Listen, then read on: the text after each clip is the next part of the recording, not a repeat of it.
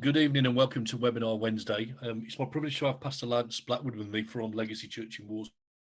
One of the things we want to do on Webinar Wednesdays is equip you as the church to talk about current issues and things that are going to make a real difference in people's lives.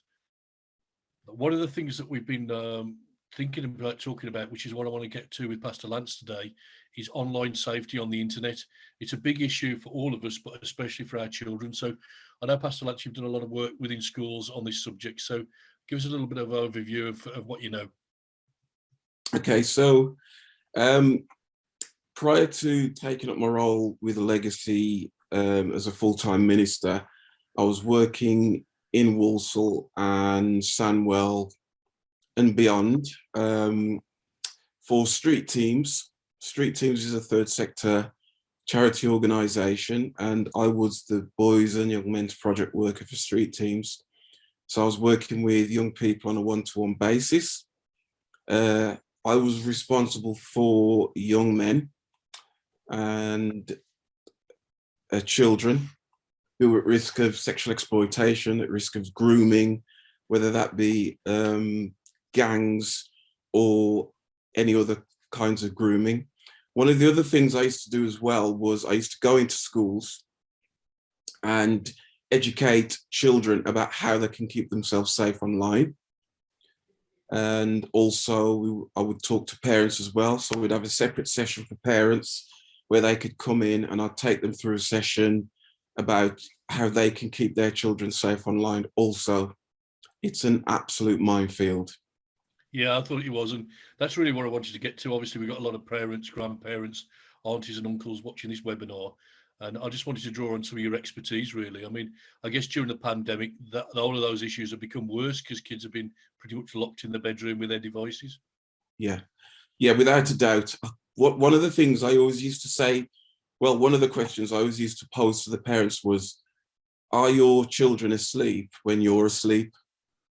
And the reason I ask that, because some of the young people that I've worked with, when their parents are asleep, they're on their phone, smartphone, or they're on a tablet, and they're up until the early hours of the morning. And when they get to school the next day, they're yawning, they're tired. And, you know, the teachers are wondering why little Joey or little Sarah aren't really clued in with the lessons and stuff and doing a lot of yawning, so on and so forth. And oftentimes it's because they haven't really had a good night's sleep, you know. And one of the other things that scientists tell us is something around blue light, which is the how we get exposed to, there's something in the background that gets to us when we're looking at screens before we go to bed, and it affects our sleep and our ability to fall off to sleep, more so in young people as their brains are developing than adults. But it does actually have an effect on their you know, their sleep at night, so on and so forth. So the physically is just watching something at night is having an effect before even the content of what they're watching. Yeah, absolutely. You know, it's a lot of young people involved in chat rooms which are created for their age range. However, it is a fact that pedophiles will create an avatar, as it were, and they will pose as a child and go into these children's chat rooms, so on and so forth, and pretend to be a 13-year-old girl or a 14-year-old boy. And that's how the grooming process can begin. So how big is this problem? Obviously, you know, we all like to think our kids are whiter than white and don't get involved in anything, but you know, how big?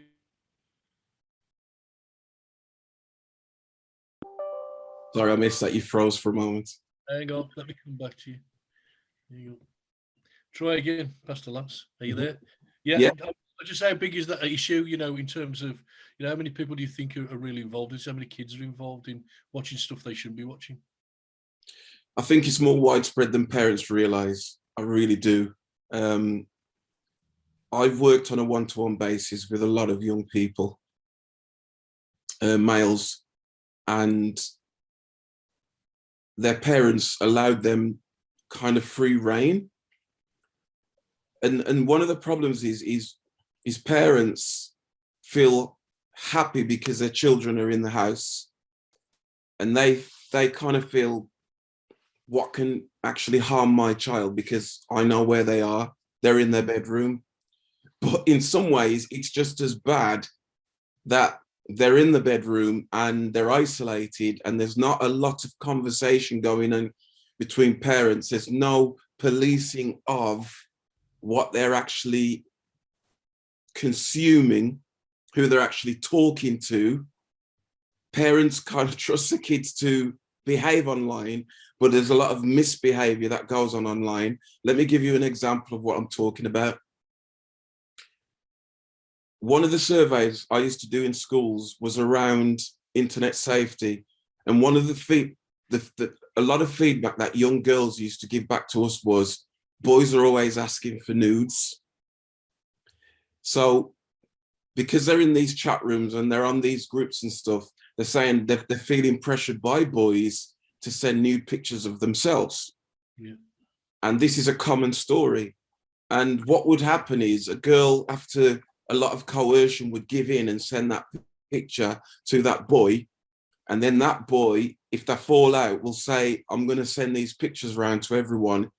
If you don't sleep with me, or if you don't do this for me, I'm going to make sure everybody sees these pictures.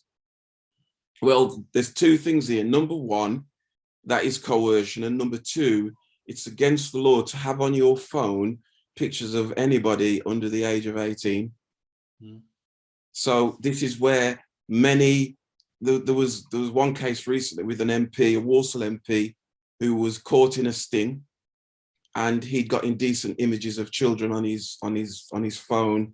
He'd got them on his laptops, that kind of stuff. And when the police get involved, if you are found guilty, then you're on the sex offenders register. Mm. You know, so it is a serious matter. And many a young person who started out innocently talking to someone online has been pulled into this world of coercion, as it were. Yeah. And I read a stat a few years ago when I was working in this industry, and it says the average paedophile is grooming up to 250 young people at the same time. Wow. I'll just let that land and register for a moment for anyone who's listening. Let that land and register. There's different stages of the process of grooming. And they don't mind if it takes 6 months to 8 months. They'll just keep chipping away bit by bit, because as soon as they've stopped talking to one child, they'll move on to another child who may be at the beginning stages of being groomed, or is at number 12 stage of being groomed. They don't care. They just want to get access to children. Yeah, so obviously there's predators on the internet. Yeah. How about just stuff itself, stuff they should be watching, pornography as an example? What kind of effect is that having on young people's mental health, for instance?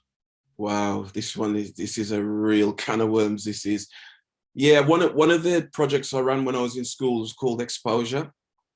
And I'd go into, I've been in practically all the schools across Walsall, some schools in Samwell, youth clubs, youth groups. And it was a presentation that could last between an hour and 15 minutes. And what I'd do to start the session is I would give out Post-it notes to all the young people. And I'd say to them, what I want you to do is write everything on the Post-it notes that you can think of connected to pornography. And I used to say, I don't care what you write on the Post-it note, just write it. And I used to say, you won't make me blush. There's nothing you're going to tell me that's going to make me blush. And the reason I did that was because it gave me an idea of how entrenched they were in pornography. But what it also did is it got rid of the stigma attached to, I don't want anybody to know I've been watching pornography kind of stuff. And what I'd do is I'd put something up on the screen, countdown, 2-minute countdown. I'd go around and I'd collect all these Post-it notes. And then I'd start reading them out in the class. And there was laughter, there was howling, but what would happen from that is I'd take them from that, yeah, we've got that out the way now. Now let's get serious. Now let's start talking about how a pornography addiction can affect you as a child, can affect you as a teenager, and can run from your teenage years into your adulthood. And what we used to do as well was a feedback form. After the session had finished, we'd have an anonymous feedback form, and I'd give that out around the class. And I'd say, please don't put your name on the top. I don't need to know your name. This is just for our collation of statistics. And a lot of the classes that I was in, it had got Muslim girls with the whole headdress thing on. So, you know, there were strict Muslims. You'd got Sikh girls. You've got mixed race lads, you've got white lads, you've got African, Jamaican, right across the board, right across the ethnicities. And I say to them, no one's going to see this. So what I need you to do is to be really brutally honest with me. Otherwise, we're just wasting each other's time. And I can honestly say it was, obviously there were more boys watching pornography than girls, but there were more girls watching pornography right across the ethnicities than I expected. It was quite shocking, really, how many young girls at a young age are watching pornography, because there's my smartphone. You can get on there and you can click and download in seconds. We've just moved up to 5G, and 5G towers, we drive past them now every day. They've become standard in culture. And that means you can download things even more rapid, faster. And we've got children as young as 6 and 7 years old who are more tech savvy than their parents. Yeah. They're more savvy at hiding their history. In other words, they can go and have a binge on watching pornography, but then they can erase the history. So if their parents are in the habit of checking their devices, as they look through, there'll be nothing there to give evidence that that child has been watching pornography. Yeah, it's frightening, isn't it? It is. Absolutely frightening. And obviously we know, having worked with people that have got porn addictions and pastored people with that kind of thing, Yeah. They call it the adult entertainment industry, but it's not that at all. It's not really entertainment. In fact, it's so fictional, it's frightening, isn't it? And it's creating wrong thinking in kids' minds as to how a sexual relationship should be, what's expected of them. Yeah. I think that, and then it drives wrong behaviour, doesn't it? So what they're watching is, you know, detrimental. Yeah. You're absolutely right, Steve. And what it is a lot of the people in the industry have a very short shelf life, because you know, I think, I'm trying to remember the statistic, how long the women last less than the men. But a lot of the what they call adult entertainment workers, so on and so forth, they have a very short shelf life, but a lot of them are drug reliant and alcohol reliant, because what it does, and the Bible talks about this, that anyone who sleeps with a prostitute becomes one with her, because sex isn't just about the physical act, it's also about the spiritual act. And so we used to put a chart up for the kids in the class and say, we'd have 2 people and we'd say, right, these 2 people, they're now sleep with these 2 other people who slept with those 4 other people. And before you know it, you've got these 2 people, a great whole host of people who, because that person slept with about, I don't know, 15, 20 people, they're spiritually connected to these people. So if now we're getting into the supernatural side of things, so on and so forth. But what it's saying is every person that you sleep with, there's a connection there. And the only way these connections can be broken and you're not living these memories over and over again is through the blood of Jesus Christ, through the power of Jesus coming and breaking these things in your life. And a lot of young people don't realize that it is very, very easy to get addicted on pornography very, very quickly, because there's a science attached to it. So you've got the spiritual aspect, you've got the scientific aspect, you've got the physiological aspect. And the physiological aspect is to do with the chemicals in your brain. So when God created us in his image, he created us and put all these different chemicals in our brain that have a function.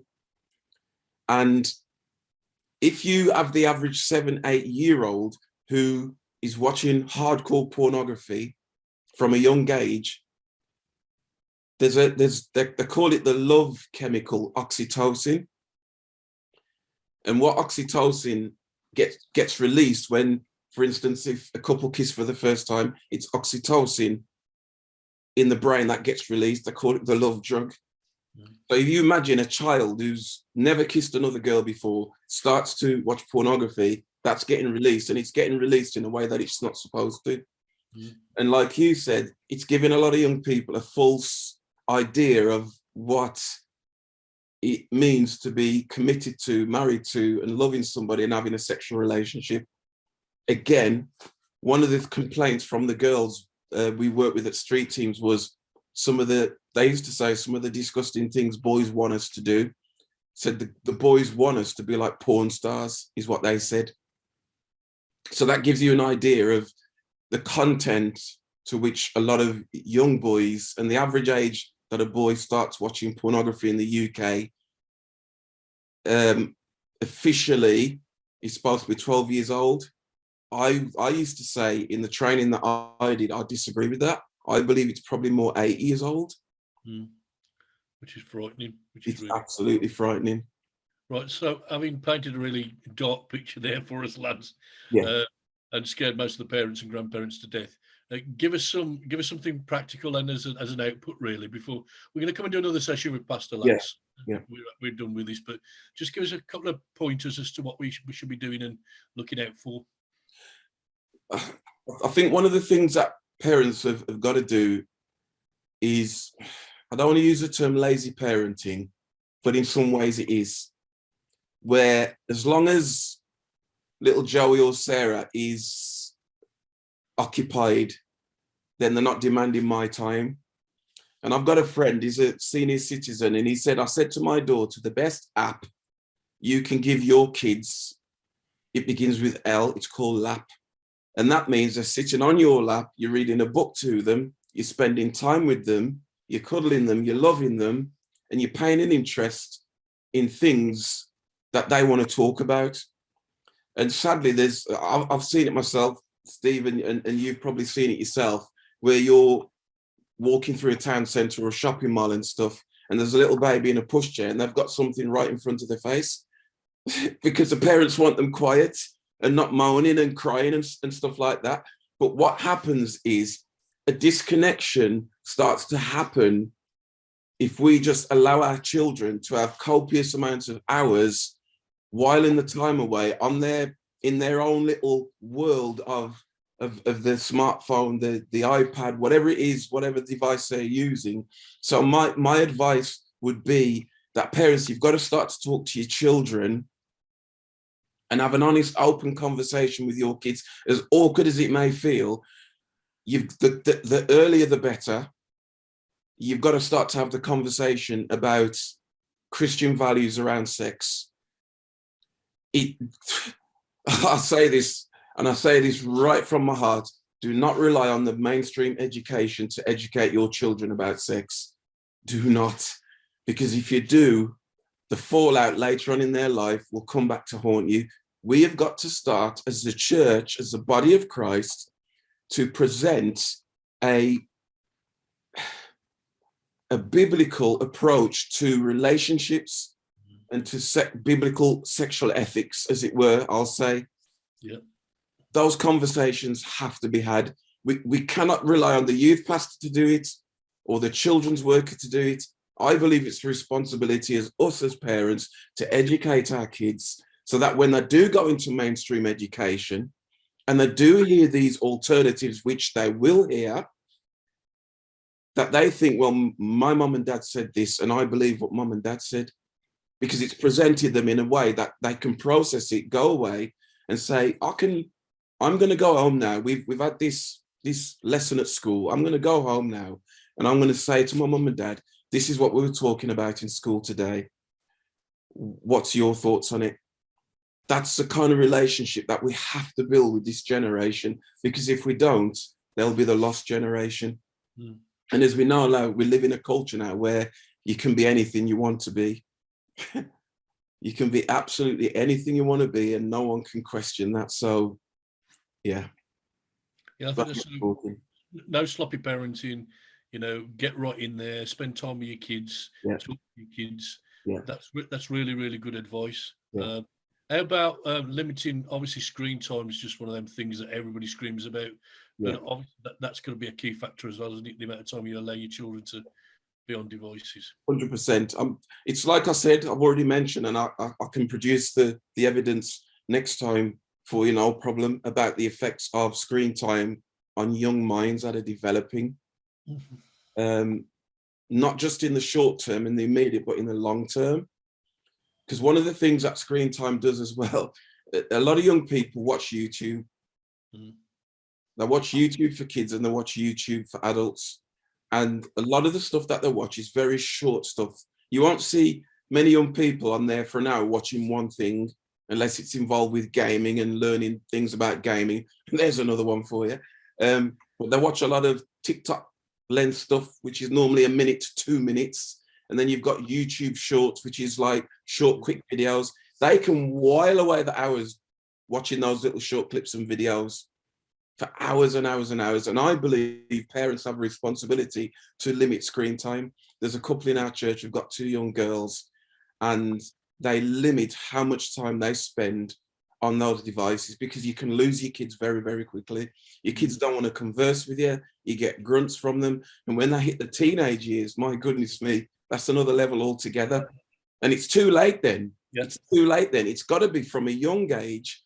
If you say to your child, you can play on your Game Boy or your PlayStation for half an hour, and that's your lot. Don't give in and say, well, she or he's been good this week, I'm going to let them play for 3 hours. No, if you don't stick to what you believe in, you'll lose your children. You'll lose them very, very quickly. Yeah, definitely. I mean, you go out, you go out to a restaurant or somewhere for something to eat, and you see families not even talking to each other. They're all on the phones, aren't they? Absolutely. We've made a big thing in our house always of eating together of an evening. And one of the things is we don't answer the home phone. Our phones are in our pockets, and we just talk about the day. And it's been imperative in building relations with our kids. Brilliant. So I think, again, that's good advice about the screen time, and again, managing our time with our children. Yeah. So I'm going to leave it there because we talk about keeping things snappy and short. And yeah, no problem. but we'll the next time we join Pastor Lance, we'll look at the whole thing around gaming, because there's a big thing about people put 18 ratings on stuff that just get completely ignored now. And again, violence is equally as bad as pornography in many respects. So there's a whole lot of that going on, and also talking on their headsets. They're communicating all the time with other people without leaving the house. No face-to-face contact, no reading people's emotions, all of that kind of stuff. So there's plenty more to talk about where that came from. So thank you so much, Pastor Lance, for your time today. Welcome again, guys, to Webinar Wednesday. If you've got any questions for me or Lance, it's info@sedgleycommunitychurch.org. That's info@sedgleycommunitychurch.org. Or if you want to, drop us a message on Facebook when this goes live. Happy to take your questions. Anything you got for Pastor Lance, we'll feed right through. These are supposed to be interactive sessions. So thank you for your time, Lance. Have a great weekend, and we'll catch up with you very soon. Thank you. Yeah, God bless you. No problem.